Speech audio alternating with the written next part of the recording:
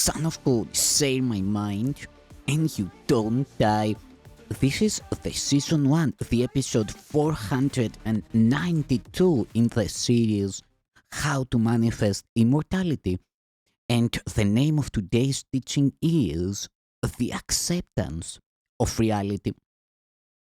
Fear of the will of God is one of the strangest beliefs the human mind has ever made. It could not possibly have occurred unless the mind were already profoundly split, making it possible for it to be afraid of what it really is. Reality cannot threaten anything except illusions, since reality can only uphold truth. The very fact that the will of God, which is all, which is what you are, is perceived as fearful, demonstrates that you are afraid of what you are. It is not then the will of God of which you are afraid, but yours. Your will is not the ego's, and that is why the ego is against you. What seems to be the fear of God is really the fear of your own reality. It is impossible to learn anything consistently in a state of panic. If the purpose of this course is to help you remember what you are, and if you believe that what you are is fearful, then it must follow that you will not learn this course. Yet the reason for the course is that you do not know what you are. If you do not know what your reality is, why would you be so sure that it is fearful? The association of truth and fear, which would be highly artificial at most, is particularly inappropriate in the minds of those who do not know what truth is. All this could mean is that you are arbitrarily associating something beyond your awareness with something you do not want. It is evident then that you are judging something of which you are totally unaware. You have set up this strange situation so that it is impossible to escape from it without a guide who does know what your reality is. The purpose of this guide is merely to remind you of what you want. He is not attempting to force an alien will upon you. He is merely making every possible effort within the limits you impose on him to re-establish your own will in your awareness. You have imprisoned your will beyond your own awareness, where it remains but cannot help you. When I said that the Holy Spirit's function is to sort out the true from the false in your mind, I meant that he has the power to look into what you have hidden and recognize the will of God there. His recognition of this will can make it real to you because he is in your mind, and therefore he is your reality. If then his perception of your mind brings its reality to you, he is helping you to remember what you are. The only source of fear in this process is what you think you will lose. Yet it is only what the Holy Spirit sees that you can possibly have.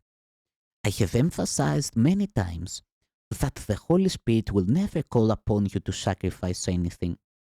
But if you ask the sacrifice of reality of yourself, the Holy Spirit must remind you that this is not God's will because it is not yours. There is no difference between your will and God's. If you do not have a split mind, you would recognize that willing is salvation because it is communication. It is impossible to communicate in alien tongues. You and your Creator can communicate through creation, because that and only that is your joint will. A divided mind cannot communicate, because it speaks for different things to the same mind.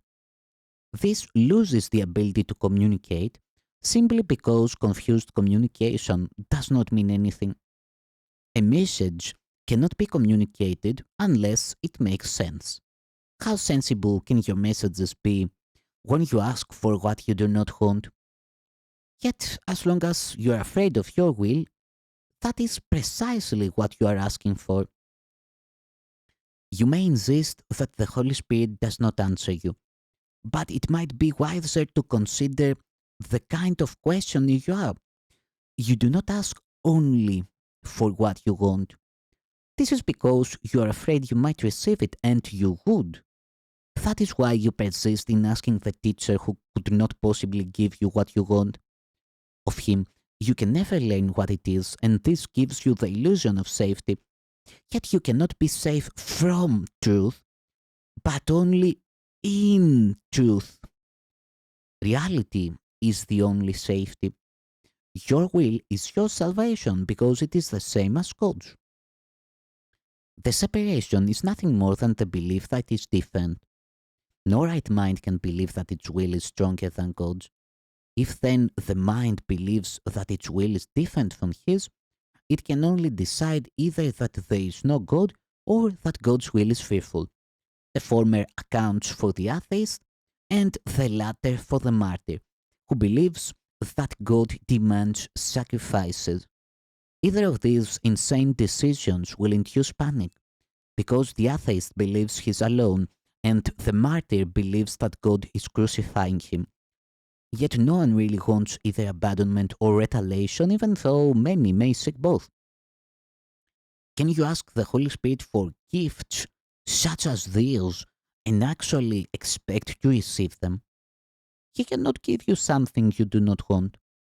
When you ask the universal giver for what you do not want, you are asking for what cannot be given because it was never created. It was never created because it was never your will for you. Ultimately, everyone must remember the will of God because ultimately, everyone must recognize himself. This recognition is the recognition that his will and God are one.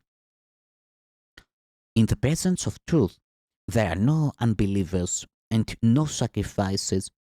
In the security of reality, fear is totally meaningless. To deny what is can only seem to be fearful.